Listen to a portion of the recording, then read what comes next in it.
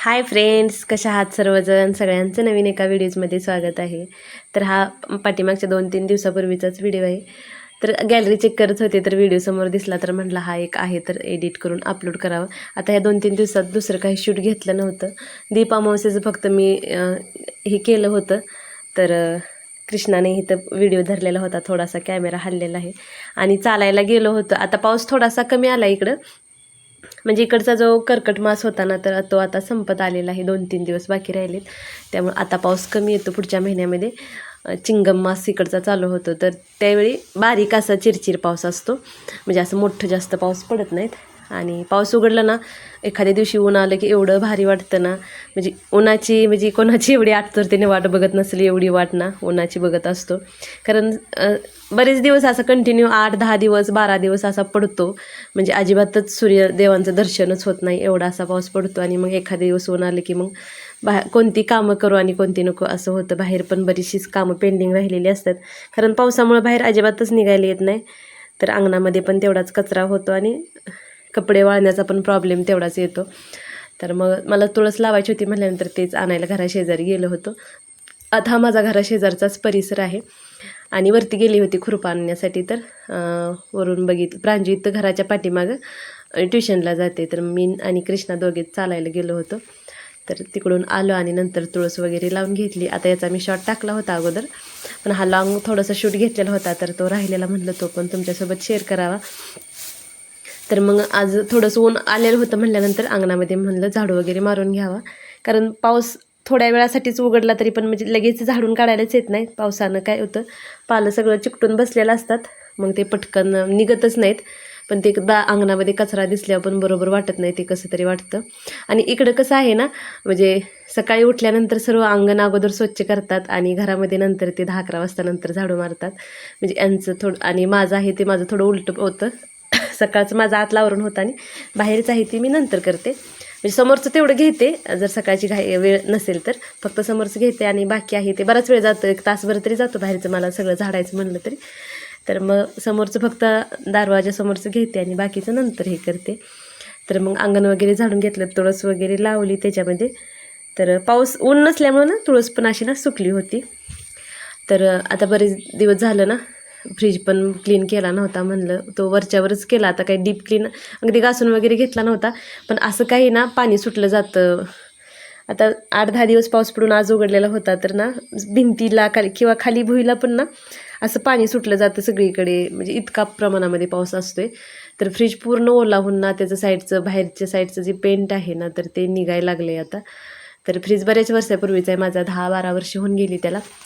तर एखादी वस्तू कशी चांगली लागली म्हणजे लागते, आणि एखादी वस्तू जर खराब लागली, वॉशिंग मशीन एवढी खराब लागली ना तर ती तिची सारखीच कंप्लेंट येते. तसं फ्रीजची ना कधीच अजून म्हणजे 12 वर्षात कधीच कंप्लेंट आली नाही.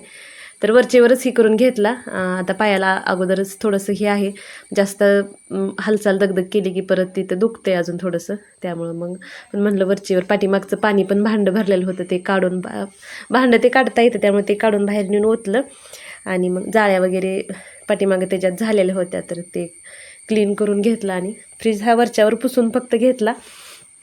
आता हा ड्रावरचा तसा काहीच उपयोग होत नाही मला तरी, म्हणजे त्यात कांदा बटाट ठेवतात पण मला तिथं ठेवलं की लक्षातच येत नाही, त्यामुळं मी त्या कांदा बटाट ठेवायच्या जाळीतच ठेवते. हा रिकामाच असतो. तो पण मग क्लीन करून घेतला. आणि आज नाश्त्यामध्ये ना, आता आठवडा झाला ना, पोहे, उपीट, शिरा, चपाती असंच चालले. म्हणजे नाश्त्याला दुसरं काही म्हणजे भिजत घातलंच नाही. आणि पीठ आहे त्याचं पण इकडच्या पद्धतीच करायचं म्हणलं की वेळ जातो, त्यामुळं मग काही तसं केलंच नाही. तर साधं सिंपल असं उपीट केलेलं होतं, जिरं, मोहरी, कढीपत्ता याची फोडणी घालून. आता मिरची कमी असते मुलांना, तिखट जास्त आवडत नाही त्यामुळं, आणि थोडीशी उडदाची डाळ घालते मी. तर हळद न घालता करते, म्हणजे हळद घातलेलं उपीट आवडत नाही. आणि कांदा उभा घातला ना म्हणजे चवीला थोडासा फरक पडतो उभ्या कांद्यानं आणि बारीक कांद्यानं आडवा कट केलेला. तर अगोदर रवा तुपामध्ये छान भाजून घेतला होता आणि नंतर मग हे फोडणी घालून घेतली आणि नंतर रवा त्याच्यामध्ये मिक्स केला आणि पाणी उकळलेलं त्याच्यामध्ये घातलं. आता पाणी घातलं की लगेच प्लेट झाकायची, नाही तर सगळा गॅस ना ते उपीट सगळं उडलं जातं गॅसवरती, त्यामुळे मग लगेचच प्लेट झाकून घेते, म्हणजे गॅस जास्त खराब होत नाही. तर असं नाश्ता असेल तर मग पटकन होऊन जातं, मग जास्त वेळ लागत नाही. आणि मग त्याला एक वाफ काढली आणि वरून कोथिंबीर. आता उपीट सगळ्यांची बनवण्याची अशीच पद्धत असते. आता ह्याच्यामध्ये कॅरेट टोमॅटो घातलेलं पण हे होतं, पण मुलांना कुणाला कृष्णाला कॅरेट आवडतं, प्रांजूला टोमॅटो आवडत नाही. मग प्रत्येकाचं वेगवेगळं असतं, त्यामुळे मग ते काही घालतच नाही.